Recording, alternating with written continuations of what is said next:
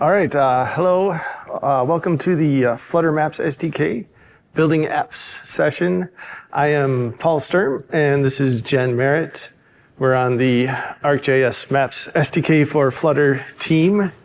So welcome to everybody here in the room and also to the audience on the live stream.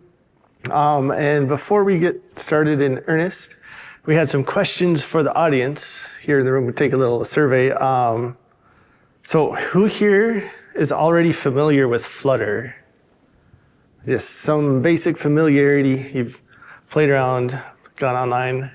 And then who here is completely brand new to Flutter? You didn't know that this was a thing until you walked into the room or saw it on the big stage. Yep.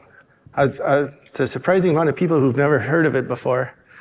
At my first session 2 years ago, when we first started this SDK, I had not heard of Flutter, and now I'm up on stage talking about Flutter, so this is kind of amazing. But anyway, so who here is already shipping an app built with Flutter? Is anyone shipping an app? It's on the app stores. A couple of them, yep, just getting there. And then is anyone already using the Maps SDK for their Flutter app? Cool, yep. Hopefully we'll convert a couple more. And then, all right. So let's begin, but before, here's the Esri Events app. If you would, remember to share your feedback after the session. Not before, because you don't know if we did a good job yet. All right, so here's the agenda for today. First, we're going to take a look at the past, present, and future of the ArcGIS Maps SDK for Flutter. Then we're going to get into the demo, or get into the code with some demos. And then after that, we'll take some questions and then offer up some next steps. So just a little on the past, how we got here. So the question we might want to ask is, why did we choose to add Flutter to our stable of native SDKs? And we at Esri have been following Flutter for a while, and we've seen that Flutter's adoption has been rising, fueled by its promise of developer productivity. And some of the factors driving that productivity are the following. Flutter is cross-platform, so you can write less code. And when writing code, the hot reload feature saves you a ton of time between when you write a line of code and when you see it running live on the device. And Flutter has a reactive paradigm for building UIs, which lets the Flutter engine take some of the burden off your shoulders. And Flutter uses Dart as its implementation language, and Dart is simple to learn and easy to use. So all in all, we saw the value proposition of Flutter, and that drew our attention. And next, we chose to invest in Flutter because it makes business sense. We want to meet you developers where you are. The developer community at large has enthusiastically adopted Flutter, and we want our Maps SDKs to support your apps without constraining your choice of technology. And then finally, we vetted the technical suitability of the Flutter platform and found that it is now sufficiently mature to permit a high-quality, performant integration of ArcGIS maps. Principally, that involved Dart's foreign function interface, or FFI technology, and also Flutter's platform view, which lets you embed a native view into your Flutter UI. So with those basic building blocks in place, we were able to produce a Maps SDK for Flutter. And so that's the past, and that brings us to where we are today. So our initial public release went out in November. It's available via pub.dev using the usual Flutter pub add command. And then as part of a release, beyond just the package itself, you also get the documentation and support at the level we provide for the other Maps SDKs. So that extra support starts with the developer site at the first URL, developers.arcgis.com/Flutter. And that provides complete documentation for getting started for high-level ArcGIS concepts. It's got tutorials, the API reference, and more. We've also posted over 60 code samples showing various features in action. You can clone this sample repo from GitHub at that second URL, or you can browse it online. And finally, you can join the discussion on the community forum by searching for Flutter at the URL community.esri.com. All right, and then so with the initial public release, our supported platforms are iOS and Android, making the Maps SDK for Flutter a compelling solution for mobile apps. As for the initial set of capabilities, this release ships with a subset of capabilities you'll find in the other native Maps SDKs. The initial release includes 2D, editing, geocoding, routing, offline support, and authentication by either named user or with an API key.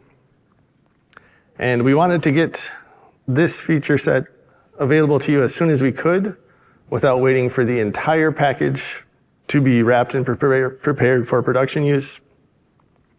And that brings us to the future of the Maps SDK.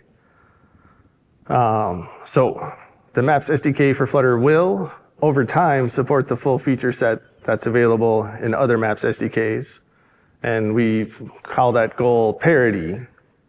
So our strategy is to release support for different functional areas as part of the regular release cadence, which is three releases per year. So each release will open up a new set of features. For starters, our next release coming out shortly will be raster support for more location-related tech, and support for additional authentication options.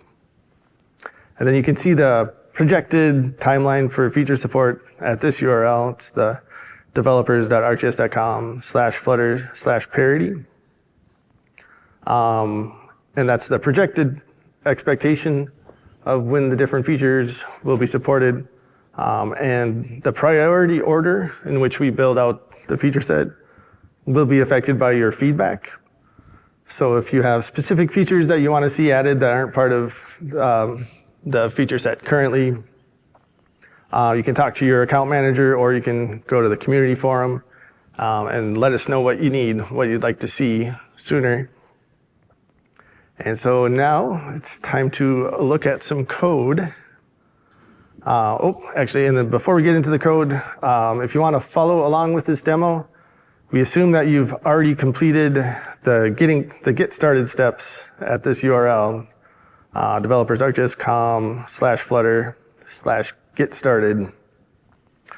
These steps will direct you to install Flutter, of course, as well as VS Code as the editor. And we use VS Code. It's not required. You could also use Android Studio or others. But if you follow the steps, you'll see the code in VS Code. And then you'll also need Xcode and Android Studio for platform-specific tasks, such as running the simulators and like code signing and entitlements. And then you'll also need an API key to access online resources. And the instructions there will step you through how to create an API key with your developer account. And then lastly, there will be some platform-specific configuration for minimum versions and permissions of various sorts that you need to set on your Flutter project. And once you've completed those prerequisites, you're ready to build an app. And so now we'll turn it over to Jen, and she is all prepared and ready to build an app because she followed the steps. I got to find a button. Great. Thanks, Paul.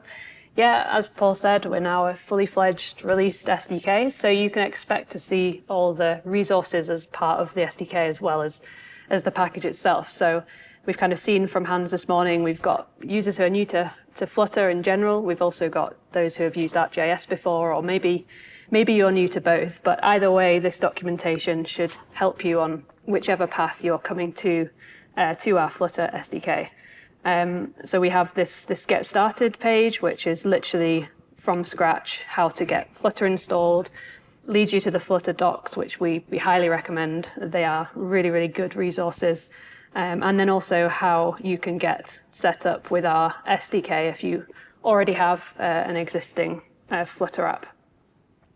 If you are an existing Flutter developer, then it might be that the pub.dev page is what you're most interested in and what you need. So we have some resources here as well that kind of get you going if you're familiar with the Flutter ecosystem. So yeah, whatever way you're coming to our SDK, there's plenty there to help you. And so yeah, jumping into some code, I'm going to start this demo now in a position of having already created a new Flutter app, which you can see I'm running here in iOS and Android simulators. And the kind of key entry point to most Flutter apps is this main.dart file, which contains the main method, which is what we've run to run these applications. The main method contains this run app function, which initializes the app.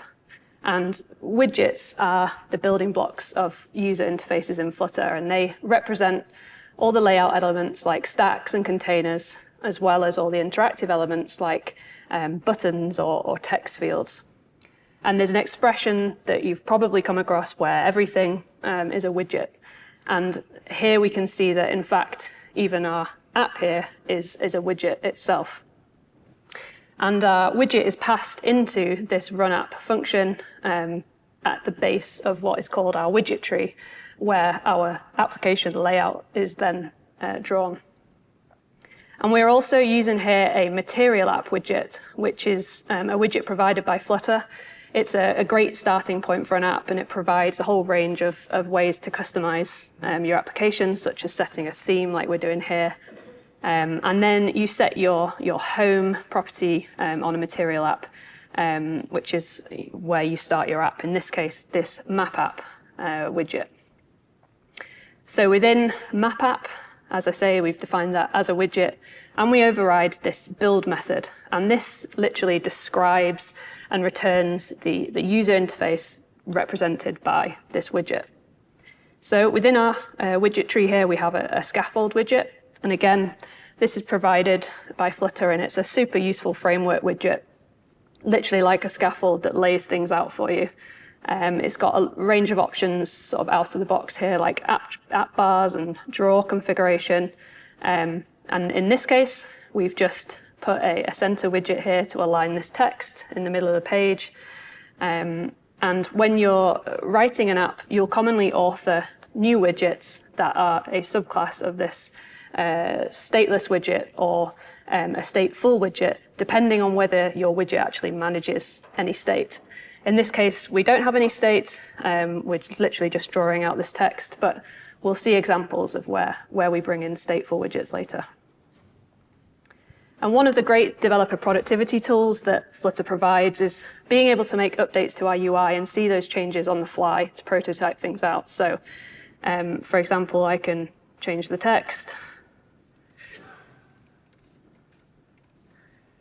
And when I hit save, both our simulators update on the fly. And this is using hot reload. So Dart's virtual machine provides just-in-time compilation. And so assuming you're running in debug mode, hot reload will load those code changes into the VM and rebuild the widget tree. So that's some kind of initial setup, bit of an introduction to Flutter for those of you that are not familiar with it.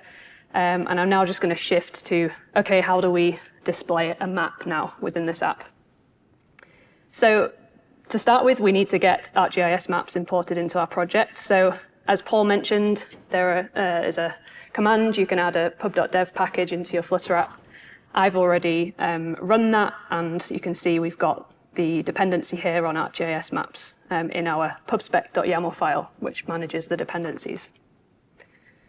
So now all I need to do is import that into my actual file.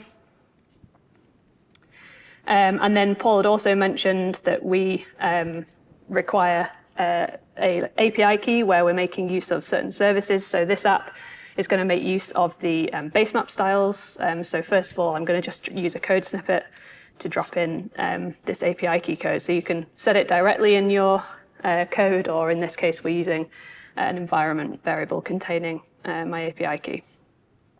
So now I'm going to update this map app where we're displaying our text at the moment to replace it with a ArcGIS Map View widget, which is the main widget from our SDK. So I can now create an ArcGIS Map View widget.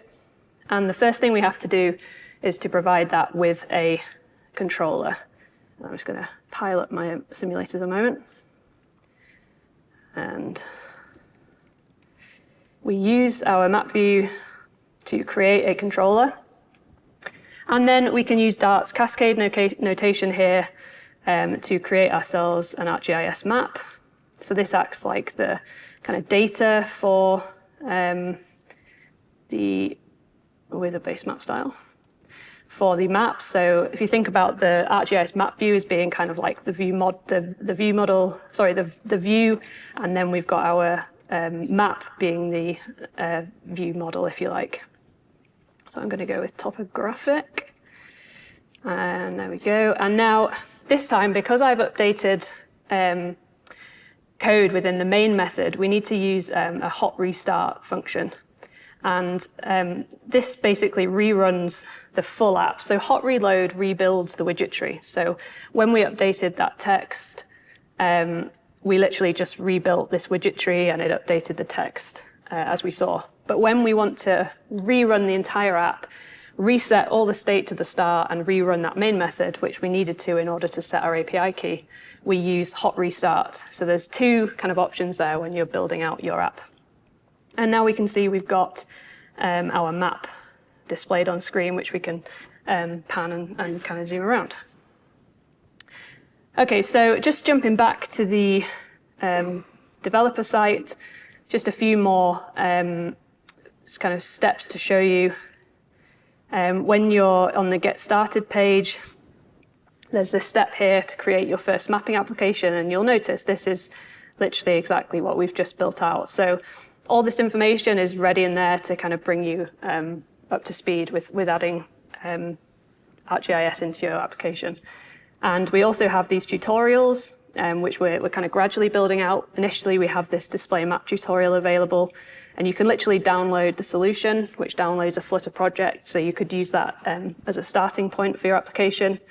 And again, step by step, going through how you build out all the steps for a mapping application. And so we're just going to go back to our code and kind of add a couple more things to this application.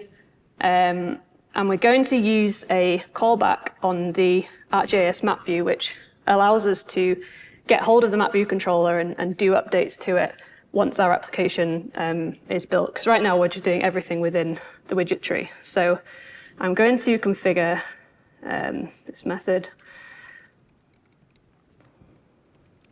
And in it, I'm going to create my ArcGIS map separately. So we're going to create a map.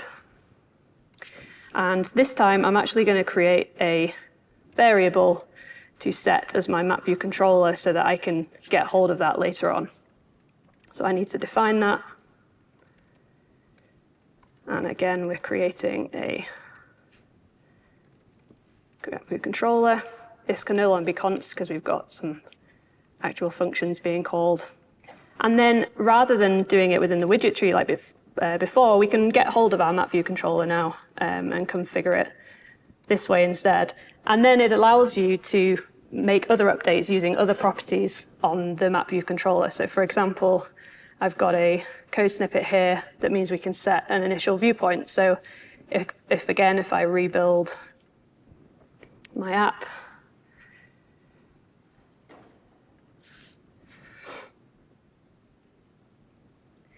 we should get, why not set my map?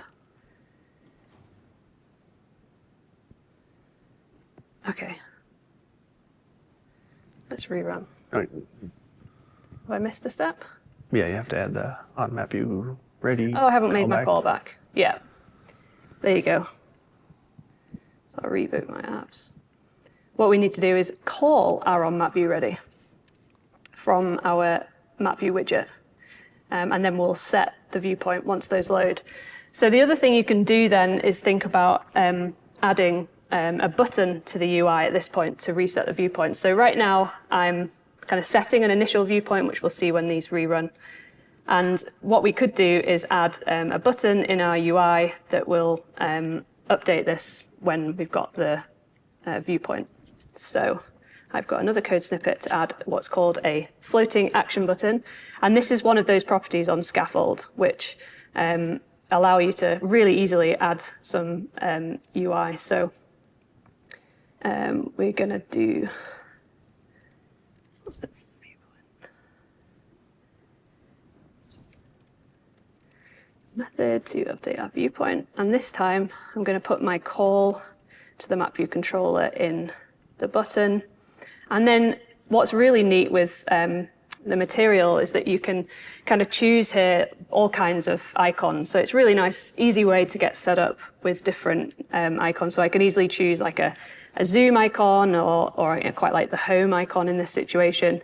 And if I pan away now, it'll zoom me back to that initial viewpoint. So hopefully this has just given you a kind of introduction into how you can get started with adding location into your applications, and also how you can use Flutter to iterate over design. So I'll hand back to you, Paul. Okay, so thank you, Jen. Okay, so from that first part of the demo, here are some key takeaways. First, our developer site provides the guides and tutorials you need to get started, from install and setup to building out your app. Second, hot reload is great. Leverage it as much as you can when iteratively building out your UI, and also use hot restart to rerun your app from main. Next, your entry point in the Maps SDK starts with the ArcGIS Map View widget. Place it in your widget hierarchy where you want the map to appear. Make sure it's given proper bounds from its parent, such as by wrapping it in an expanded widget. And then provide an ArcGIS Map View controller, which is how you'll make the various API calls to configure and control the map. And then lastly, we saw that ArcGIS Map View provides you an on Map View ready callback, and that signals to you that your map is ready to process user interaction. And it's also a good place to configure your map and spin up other resources. And then let's go back to Jen's computer to continue building out our app. Thanks. Yeah, so kind of displaying a map and setting a viewpoint as we did initially is great and can be useful depending on your use case, but especially where we're talking about mobile applications, what we often really want to utilize is location, the blue dot experience as we see on the simulators now. So on the Android emulator, I've got a static location set, and on my iOS simulator, I'm using this location option here to kind of provide a moving simulated location, which can be really useful for testing. So this time, app-wise, I'm calling a new widget. So rather than map app, I'm calling this location app, which I've set up in this separate file. First thing to notice is that we now have a stateful widget rather than a stateless, as we saw before, which means we also now have this state class, which extends this class from Flutter called state. And you'll see that our widget tree now is set up with a column and an expanded widget, which is a key widget that you need to use with the ArcGIS Map View or any widget where you need to provide bounded constraints, because if you put it in a parent widget with unbounded constraints like a column, you can get overflow errors. So if you ever see a kind of overflow error in Flutter, which is not uncommon when you're building out UIs, expanded widgets can often be your friend in that situation. We've also got some text here displaying at the bottom of the screen, and you'll notice that on the both of them have not got up-to-date coordinates, and on the iOS one especially, where our location is actually updating on the map, it's not changing. So we're going to look at how we can update these variables as mutable states. So firstly, just to go through some of the code that's been set up here to display our location on screen, we need to configure, firstly, a location data source. In this case, we're using a system location data source to use our device GPS, which in this case are these simulated sources. And we then configure our map view controller's location display property, which handles the displaying of the location on the screen. So we've got this kind of out-of-the-box blue dot, but you could customize that. We then provide it with our location data source, and we're also setting this auto pan mode, which you may have noticed on the iOS one, that when it sort of goes towards the edge of the screen, it keeps centered over your current location. And we are then setting up a listener on the location data source so that when that location value changes, we kind of handle that. But obviously, right now, we are not handling that. And what we want to do is to update these X and Y values to handle our current location. So to update state within a stateful widget, we use this call to set state. And we can then choose the variable that we're going to update, and then we can actually access the location. So I'm just going to set it to the X and Y of my last known location. So this location is being provided by this callback. So this is the last known location based on this listener that we've set up. And if I hit save, it's a hot reload, it rebuilds our widget tree, and we're now listening to those changes. And so you'll see that on the iOS one, where we have a moving location, the X and Y is updating. One of the notes from this demo is that when we're using listeners and stream-based API, we should make sure we dispose of them as well to avoid any memory leaks. So I'm now going to run another demo here called the routing app.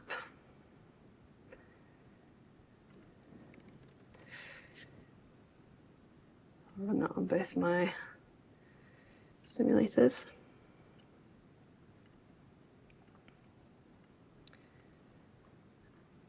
And this time we're going to make use of some additional code, which is going to basically calculate a route between a location that we have at our current location and also somewhere that we tap on the screen and reverse geocode. So for my simulator this time, I'm going to also use a static location.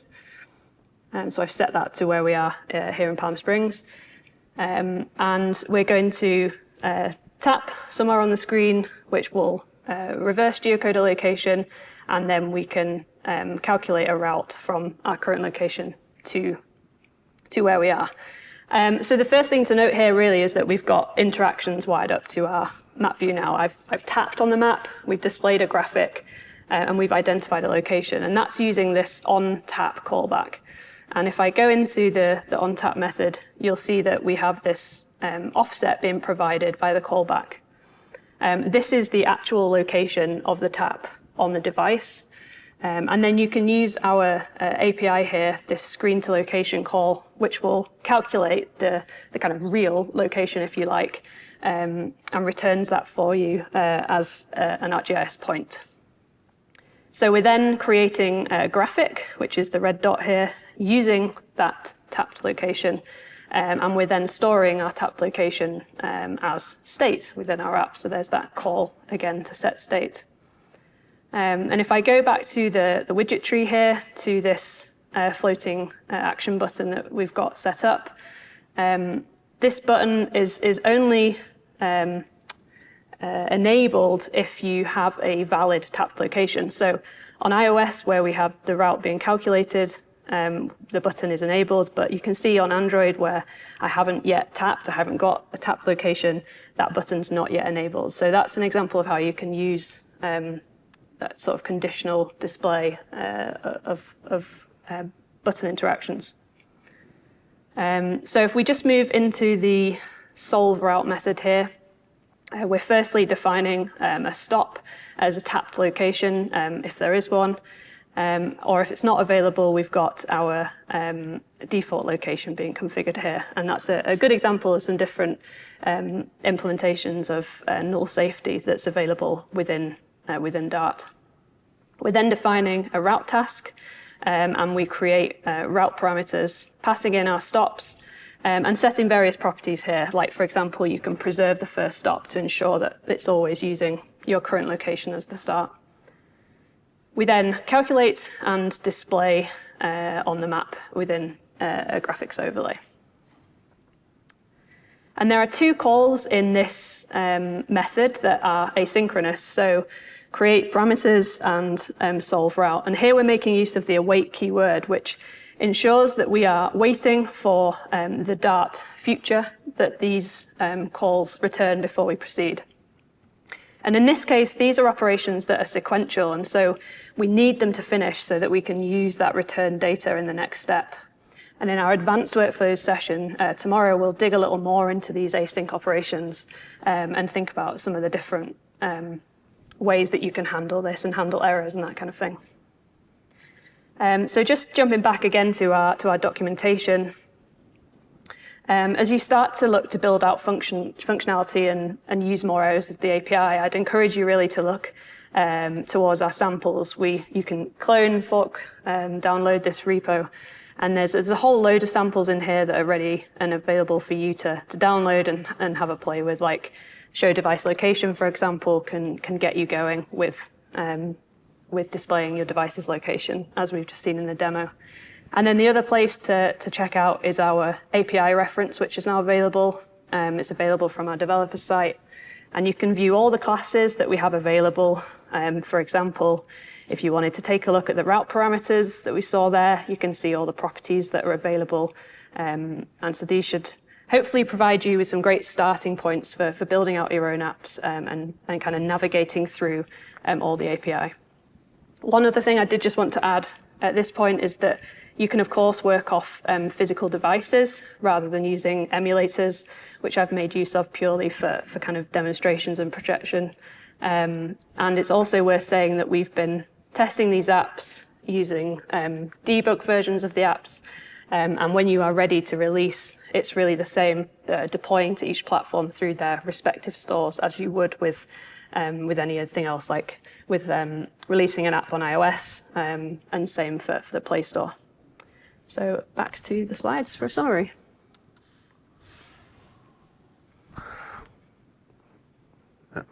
Okay, so from that demo, here are some key takeaways to remember. First, our samples are really useful for playing around with different areas of the API, as well as grabbing code snippets and learning more about workflows for specific features. Our API reference provides all the documentation for the capabilities available within the package. And then when you're in the app coding, you'll use the set state call from Flutter to manage the state of your widgets. And that controls when Flutter asks for a rebuild of your widget tree. So we'll look into more state management considerations at our other sessions later this week. Then the next thing to review is the on-tap callback. That'll be your starting point for responding when the user taps on your map. Generally, you'll use one of the identify APIs to determine which feature or graphic is at the tap location and then perform actions on it. And then finally, you'll use the async await pattern to handle asynchronous tasks.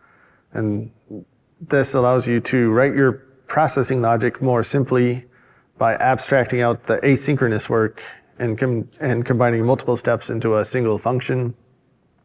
And we'll go into some different approaches for handling asynchronous work in the advanced workflows session, which is tomorrow at 1. And then so that completes the overview of the project and the building apps demo. Are there any questions? Oh, question over here. I have a two-step question actually. First is, can we do everything that we do for iOS? We have to tweak anything for Android? That's one question. And another question is if it is possible to use the same source code for a web application. Okay, so two questions. First was, can we use iOS and Android, all the same code for iOS and Android? And the second question is, can we use code for the web? Is that right? So, for the first question, yes, you can use basically all the same code for iOS and Android. There's always going to be some platform-specific considerations that you have to do specifically for each platform. So like sometimes you have to adjust, like on Android, there's this Android manifest.xml file, and on the Apple side of things, they have entitlements, and those sorts of things are handled separately. So you still have to have some awareness and understanding of how to handle various platform-specific problems. But for the vast majority of the code you're writing, especially with the UI and especially working with the Maps SDK, it's all just a single code base, and there's no problem. And then for the second question, is like, can you share the code from your Maps SDK on mobile with the web? And the answer to that is largely no. If you're going to be working on the web, you're going to be wanting to use the JavaScript SDK. The native SDK is built around the runtime core C++ library, and that runs natively on the apps, and it doesn't run on the web. So there's sort of a pretty solid distinction between those two. But that being said, if you're working in Flutter, you can write for the web with Flutter, but there's probably not a lot of overlap with your Maps SDK work. So, then hand up here.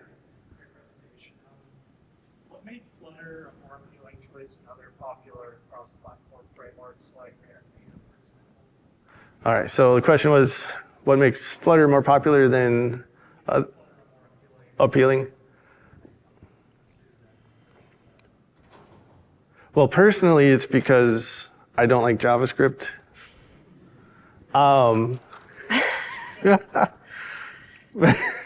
But right, so React Native is a cross-platform app that makes a lot of sense. And I'm not sure how to answer that. Yeah, I think ultimately the question there really comes down to the sort of decision in terms of us pursuing one as a full SDK. And I think there's a lot that our product management team put a thought into. Obviously, we get a lot of requests for different platforms, and it really depends on the skills of a development team as to which platform is best in particular situations. So really, it comes down to a few things, whether that's demand, obviously. Like Paul was saying a couple of years ago at Developer Summit, we kind of heard about Flutter as well.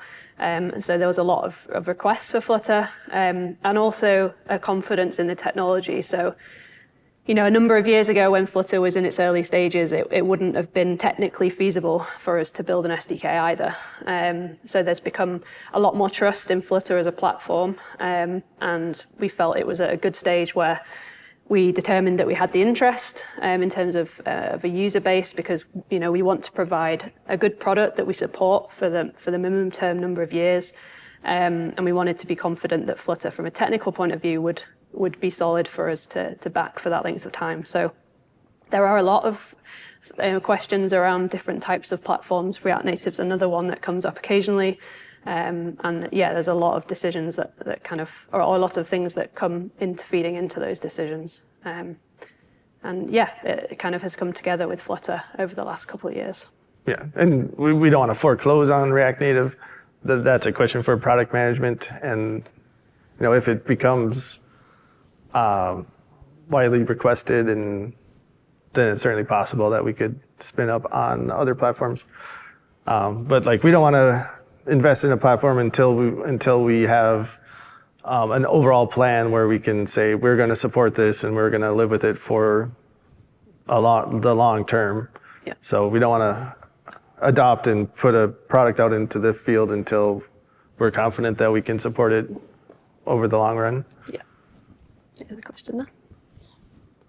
So this first video is going to have a search widget, but you can type an address on the map, zoom to that address or something like that.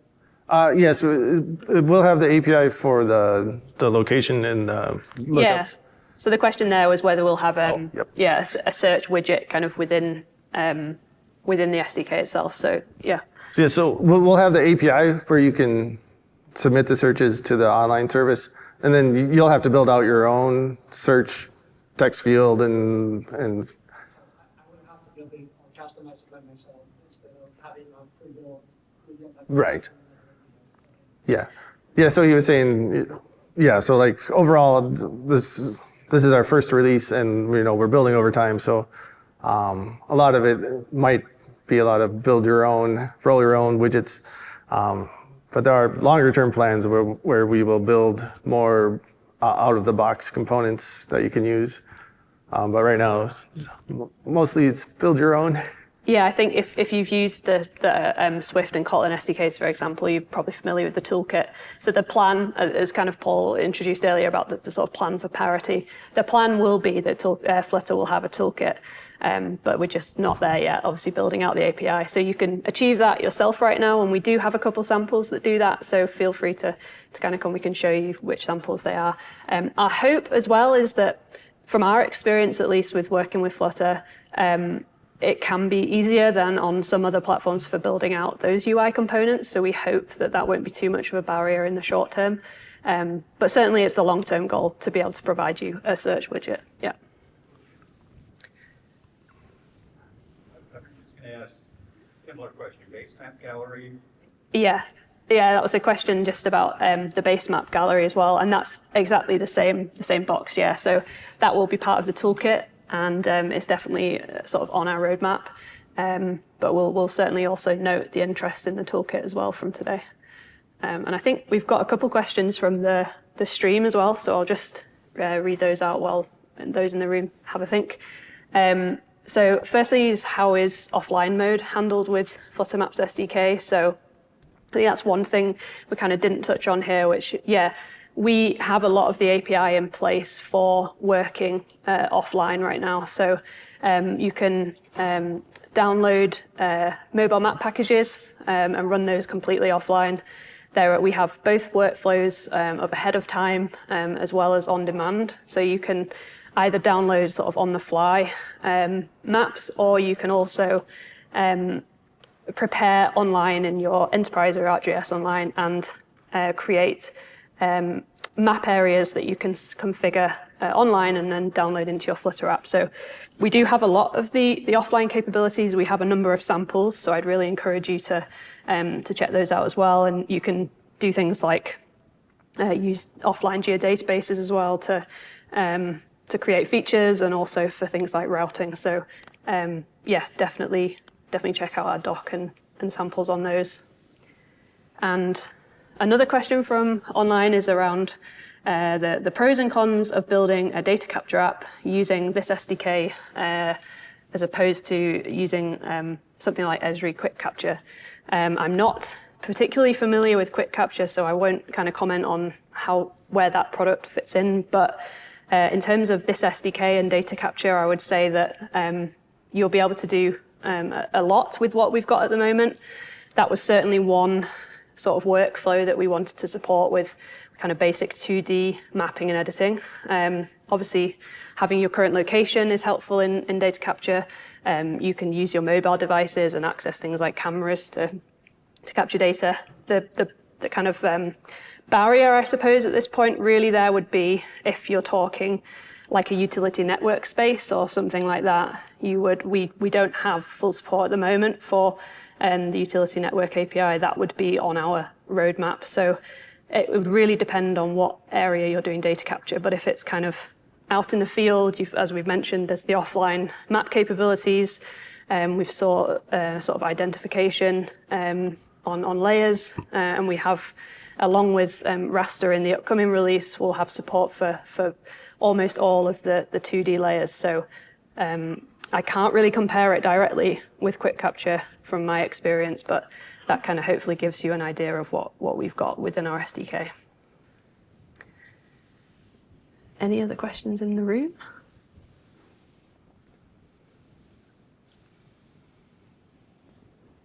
Yeah, go ahead. Like a complete Flutter view. So I was wondering if you could talk about like testing on the widget tree, how that works, like integration versus the unit test. Sure, I feel like a good question for you. So that was a question about testing on using the widget tree, so integration tests and others. Right. So Flutter comes with 3 layers of testing, and it has built-in support for unit tests. That's just going to test your logic, but not your user interface. And then it does have widget testing and integration testing, and those are built in to the kind of when you first create your Flutter project, you'll be set up with a testing workflow, so you can fill in tests there, and so they definitely have it thought out on how to test your widgets. So yeah, just the best place to look would be on the flutter.dev website. It's very thorough, very well documented, and look for widget testing and integration testing. And then you can use those to run tests on simulators or hardware devices. And then you can prepare screenshots that compare your expected screenshot with what you're testing, and then it'll flag when something goes out of whack and you're no longer producing the same widgets. And yeah, and then you can automate anything you could do in the app. You can automate with the integration testing, so user interactions and whatnot. Cool, thanks. And I have another one through from the live stream. Can we display a map configured on my portal or ArcGIS Online? The answer there is yes, absolutely. The other thing to mention there is that for any layer types that we don't currently support, you can also display those in your Flutter app from a web map, even if we don't have the actual API for you to create and work with those within your Flutter app. So yeah, that's a really useful point. And in terms of authentication, as Paul mentioned, right now we have API key authentication and named user authentication. What we don't have currently is the kind of network tier authentication, things like IWA, PKI. For those familiar with those, again, that's something that's on our roadmap, and we'll keep our kind of parity page up to date with what's next for those. But yes, absolutely, you can display a web map from a portal. You can display layers that you've configured on ArcGIS Online. And another follow-up question here is there a plan to support 3D? And the simple answer to that is yes. It is in the sort of nearer term roadmap. We've got this coming release, which is due sort of in the next month or so, will include a lot of location enhancements, so sort of navigation, different location data sources, enhancements to system location data source, raster, geo-triggers. And then, yeah, the hope is that over the next couple of releases, we'll look at support for 3D. So yes, that is in the roadmap, and you can expect that the 3D support will be the same as the other SDKs. So the likes of layer types and symbology and 3D analysis that are supported in the other native maps SDKs. So on the roadmap, the pop-ups is high on the list. How's progress there? Do we have parity with JS API? Yes, yeah, that was a question about where pop-ups fall. So yeah, pop-ups again has been highly requested, and I think going along that kind of initial plan of supporting 2D mapping and editing, I think, yeah, pop-ups certainly are high on the list. So I would expect, again, a bit like 3D, they'll be in sort of the next couple of releases. I would expect them to appear. We're kind of, we're working release by release. We're trying to both do it in a logic way in terms of building out the technology so that it makes sense as a product that we're gradually building out. Like Paul said, we want to give you something you can use rather than having to wait for everything to get completed. But certainly also listening to what features are important to you guys. So yeah, pop-up is definitely high up the list. And the feature requests are all coming in now. We've got Arcade supported, so we don't have the full Arcade API right now. We do have some Arcade expressions tied to geo triggers, which will be being included in the next release. Arcade again is on the roadmap. And what I will say is that if there are features that are critical to your application workflows, do reach out, whether you have an Esri account manager or through the community forum. If you tell us that you need these features, we know what's more important. So definitely encourage you to use your account managers or the forums to let us know which features are important. Oh, and personally, yeah, we love hearing about your use cases too. We like to know how what we're doing is out there impacting the world, so we like to hear about that too. And so if there's something specific that you need to ship an app, yeah, would definitely tell us. Tell your account manager or our product team. And then, was there another question? Yeah, over here. Yep. Symbology and styling is support for 2D map. So if I go into ArcGIS Online, create a feature layer, and then configure all the custom styling and symbology, and I bring that map to a Flutter app, it should just work, right? Yeah, so the question is if I configure like a web map online with my styling and I display that in a Flutter app, will it include that styling? And yes, the short answer is yes. If you create a web map from ArcGIS Online, it will display in your Flutter app.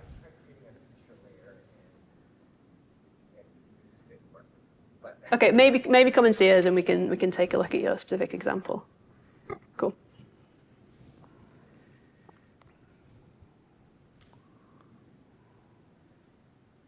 Okay, and there's another question here. To considering choosing, I guess, between Flutter versus .NET MAUI. Obviously, the native Maps SDKs have a number of cross-platform products, as well as Flutter and .NET MAUI. There's also the Qt SDK. So yeah, ultimately, I think it's not for us to say which technology we think is better than the other in any way. It really comes down to what are your requirements, whether it's your in-house expertise. If your in-house expertise is .NET, then that's probably the best solution for you. I would say right now, .NET MAUI is also feature complete, so it depends how important that is for you in the short term versus the longer term with Flutter. So yeah, I would say that the main reason to consider choosing one over the other is really on your requirements. And obviously, the other key difference at the moment is that Flutter is iOS and Android mobile, whereas .NET MAUI, you've also got the desktop support. So yeah, kind of up to yourselves. I like Flutter better. I don't like C#. But yeah, so there's a little bit of rivalry amongst the teams, but overall, the native SDKs together, we want to give you all the options that you need to make a good choice, and so there's not a hierarchy within the teams. So like if you have a lot of C# expertise on your team, definitely go with .NET, and we'll be happy for you. And if we can get your business to build some Flutter apps, I'd be happy for that too, personally. Okay, I think we've answered the online ones. Is there anyone else in the room before we wrap up? Okay. All right, so Yeah, you got a closing. Yeah. So next steps, there are listed some related sessions. We'll be continuing this conversation. Kind of dovetails right into their session tomorrow at 1, which is the advanced workflow session. And then in the demo theater, we'll have productivity tips and tricks for mobile development with Flutter. That's on Thursday at 1:45. And then for a look at new features that are coming to all the native Maps SDKs together, the Road Ahead session is Thursday at 5:30. And that will also be an opportunity for you to give feedback to product management. And then other than those sessions, you can find me and Jen on the expo floor at the Flutter booth. And if you would, pull up our library on pub.dev and give us a like. We have 25 likes right now. I think we can get to 50. No.